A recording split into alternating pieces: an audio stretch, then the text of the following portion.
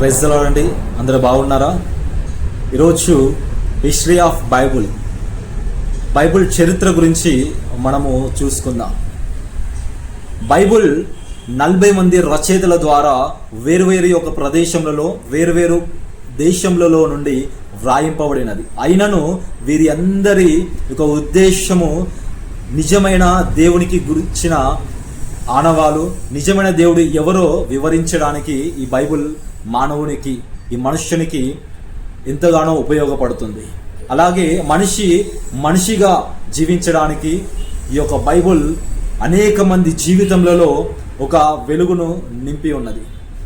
1500 సంవత్సరములు ఈ బైబుల్ రాయడానికి పట్టిన సమయము. అలాగే 3756 భాషలలో ట్రాన్స్లేట్ చేయబడిన ఏకైక గ్రంథము ఏదైనా ఉంది అంటే అది బైబుల్ మాత్రమే. ఈ బైబుల్ ఎంతమంది జీవితంలో మార్చి వారి యొక్క జీవితంలో వెలుగులు నింపింది అంటే వారిని దేశంలో ఉన్నత స్థానంలో నిలబెట్టినది. ప్రపంచంలో వారి పేరు చెప్పుకొనుటకు వారికి అధికారం ఇచ్చినది. అలాగే ఇప్పటి వరకు ఈ భూమి మీద జరిగిన చరిత్ర ప్రతిదీ వ్రాయబడినది అంటే అది ఒక బైబుల్లోనే. అలాగే ఇప్పటివరకు 6 బిలియన్స్ వరకు బైబుల్ని ముద్రించడం జరిగింది. ఈ బైబుల్ని ముద్రించుట ఎవరైతే జాన్ గుటెన్బర్గ్ అచ్చు యంత్రాన్ని ఎవరైతే కనిపెట్టారో ఆ యొక్క జాన్ గుటెన్బర్గ్ మొట్టమొదటిగా ముద్రించినది బైబుల్ మాత్రమే. ఈ బైబుల్ని ఎందుకు ఈ బైబుల్ని ముద్రించారు అంటే మానవునికి కావలసిన ఏకైక దైవ గ్రంథం ఏదైనా ఉంది అంటే అది బైబుల్ మాత్రమే. భూమి పుట్టినది మొదలుకొని భూమి ఈ యొక్క సృష్టి ఆరంభించినది మొదలుకొని ఈ యొక్క భూమిపై మానవుని సృష్టి యొక్క అంతము వరకు మనకి ఏదైనా తెలుపగలిగేది ఏదైనా ఉంది అంటే అది బైబుల్ మాత్రమే. ఎస్, అయితే ఈ యొక్క బైబుల్ ఎక్కడ మనకి లభ్యమైంది, ఎక్కడ ఈ భూమి మీద ఆనవాళ్ళు మనకు దొరికింది అంటే పాపిరస్ అనే ఒక చెట్టును కాగితములుగా చేసి దానిపైన వ్రాయడం జరిగినది. ఎక్కడెక్కడ దీని అవశేషాలు కనబడినవి అంటే గుహలలో, మట్టి పాత్రలలో, అలాగే చర్మపు చుట్టలలో ఇది మనకు కనబడ్డది. అలాగే ఎక్కడ అంటే కుమ్రాన్ అనే గుహలలో ఈ యొక్క బైబిల్కు సంబంధించిన పత్రికలు అవశేషాలు వ్రాయబడినట్లుగా అక్కడ దొరికినట్లుగా మనకి కనబడుతూ ఉన్నది. అలాగే చూడండి, ఇప్పటి వరకు బైబిల్ని మనకు ఈ విధంగా అందించుటకు స్టీఫెన్స్ ల్యాంగ్టన్ అనే ఒక బిషప్ గారు అధ్యాయాలుగా వీటిని విభజించారు 1238 సంవత్సరంలో. అలాగే 1551 సంవత్సరంలో రాబర్ట్ స్టీఫెన్స్, క్రీస్తు శకం 1551 సంవత్సరంలో రాబర్ట్ స్టీఫెన్స్ గారు వీటిని వచనములుగా విభజించి ఉన్నారు. అలాగే ఈ పూర్వకాలమందు ఈ యొక్క బైబిల్ని ఏమని పిలిచేవారు అంటే స్క్రైబ్స్ అని పిలిచేవారు. ఈ యొక్క బైబిల్ని మనము కొన్ని దశలుగా విభజించుకుంటే మొదటిగా కొన్ని కాలాలుగా మనం విభజించుకుంటే చూడండి, సృష్టి ఆరంభ కాలము, అలాగే నరుల ఆరంభ కాలము, నిబంధన కాలము, అలాగే ధర్మశాస్త్ర కాలము, నాయకుల కాలము, రాజుల కాలము, అన్య రాజుల కాలము, అలాగే నిశ్శబ్ద కాలము, తర్వాత క్రీస్తు కాలము. ఇన్ని కాలములుగా విభజించబడి ఉన్నవి. ఇన్ని కాలములుగా మనము చూసుకుంటే బైబిల్ని ఈజీగా మనం అర్థం చేసుకోవచ్చు. ఇది దేవుడి ద్వారా రాయించబడినట్లుగా మనకి కనబడుతూ ఉన్నది. అయితే బైబిల్ని ఈ మధ్యలో చులకనగా చేసి మాట్లాడుతున్న వారికి నేను చెప్పినది ఏంటి అంటే, మన ఇండియాలో, హిందూ దేశముగా పిలువబడుతున్న మన ఇండియాలో ఎవరైతే దేవుణ్ణి నమ్ముకున్నారో, ఎవరైతే నిజమైన దేవుడని గుర్తు పట్టారో వారి యొక్క జీవితంలో వారి యొక్క ఆ స్పృహను కనుగొన్నారు. దాని తర్వాతనే ఈయనే యేసే నిజమైన దేవుడు అని వారు గుర్తుపట్టారు. మీకు ఒక పంజాబ్ లాహోర్లో జన్మించిన భక్తి సింగ్ అనే ఒక దైవజనుడు ఉన్నాడు. అతను ఏమి చేశాడు అంటే, అతనికి 10th క్లాస్ పాస్ అయినాక ఏం చేశారు అంటే ఒక బైబిల్ని అతనికి గిఫ్ట్గా ఇచ్చారు. అయితే బైబిల్లో ఉన్న ప్రతి ఒక్క పేజీని చింపేసి అట్ట మాత్రము బాగుంది అని చెప్పేసి అట్టను దాచుకున్నాడు. తర్వాత అతను అమెరికాకు వెళ్ళాడు.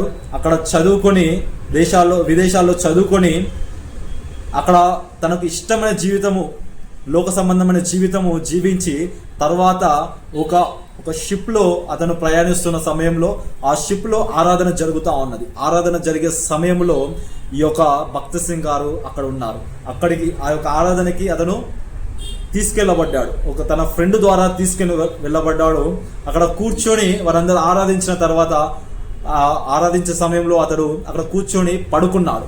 తర్వాత అందరూ లేచి చప్పట్లు కొట్టిన సమయంలో అందరూ కంప్లీట్ అయిన సమయంలో అందరూ చప్పట్లు కొట్టగానే అతను లేచి చూడగానే అందరూ మోకాళ్ళ మీద కూర్చొని ఉన్నారు. ఇతడు కూడా మోకాళ్ళ మీద కూర్చునగానే వెంటనే అతని శరీరము మొత్తము పులకరించినది. షివరింగ్ వచ్చేసింది. ఆ షివరింగ్ వచ్చేసిన తర్వాత అతనికి తెలియకుండానే ఏమంటున్నాడు అంటే, జీవము గల నిజమైన సత్యదేవుడు యేసే అని ఆయనకు తెలియకుండానే ఆయన మాట్లాడాడు. తర్వాత ఏం జరిగింది అంటే, ఆయన ఒక బైబిల్ని తీసుకొని ఆ బైబిల్లో ఉన్న యోహాను సువార్త 3వ అధ్యాయములో చదువుతుండగా, నేను మీతో నిశ్చయముగా చెప్పుచున్నాను, truly truly I say to you అని ఈ యొక్క మాట వినగానే ఆ మాట ద్వారా దేవుడు అతనితో మాట్లాడి తన జీవితం మొత్తమును మార్చుకున్నాడు.